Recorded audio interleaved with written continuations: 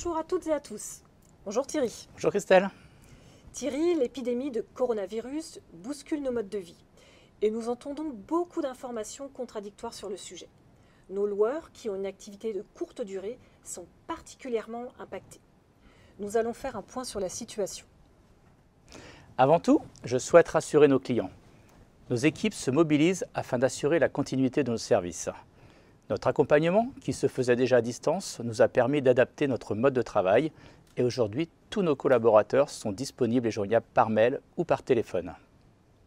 Dans son allocution du 16 mars dernier, le président a précisé que les loyers devront être suspendus. Alors un locataire peut-il arrêter de payer son loyer ?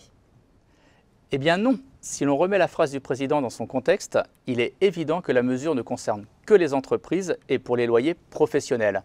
Rien n'est prévu concernant les baux d'habitation. Les loyers devront donc être intégralement réglés. Et si un locataire est au chômage technique ou connaît une baisse de ses revenus liée au confinement, peut-il arrêter de payer son loyer ? Non, le locataire est lié au propriétaire par un bail de droit privé. La pandémie ou une baisse de salaire ne justifie pas l'inexécution du contrat.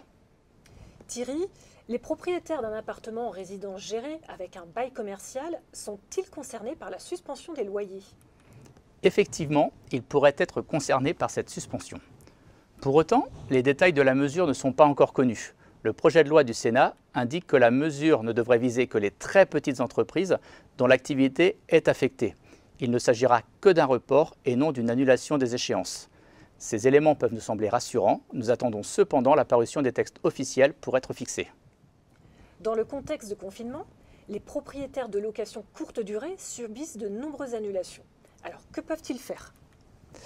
Le bailleur et le locataire sont tenus par le contrat de location. En cas d'annulation, les arts restent acquis au propriétaire, sauf pour cas de force majeure. Le Code civil ne donne pas de définition de la force majeure, mais dans un cadre de confinement, la force majeure paraît cependant évidente. Alors, les loueurs sont-ils tenus au remboursement ? Pour les locations qui courent sur la période de confinement, à défaut d'une solution amiable, il est préférable de rembourser les sommes payées. Par contre, pour les locations dont la prise d'effet est postérieure aux dates de confinement actuellement connues, le motif de force majeure n'est pas invocable pour l'instant. Les annulations faites actuellement doivent donc être réglées selon les modalités prévues au contrat.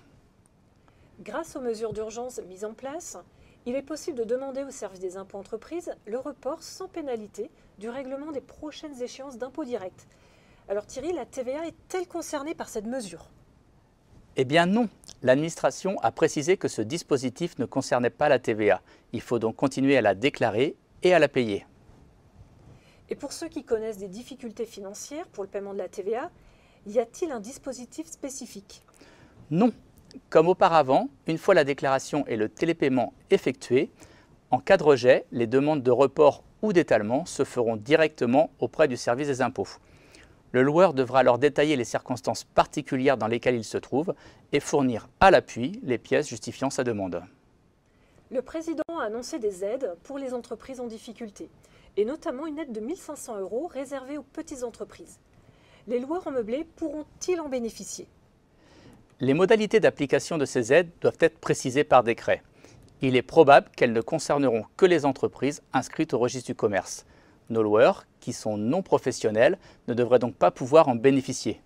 Nous attendons plus de précisions et ferons alors une prochaine vidéo. Alors que peuvent faire nos clients qui connaissent actuellement une baisse de revenus ? Il est recommandé de vous rapprocher de votre banque pour aborder avec eux vos difficultés. En fonction des clauses de votre contrat de prêt, ils peuvent vous proposer des reports d'échéance ou la possibilité de moduler le montant de votre emprunt. Si votre contrat ne le permet pas, votre banque pourra peut-être aussi vous proposer un accompagnement différent.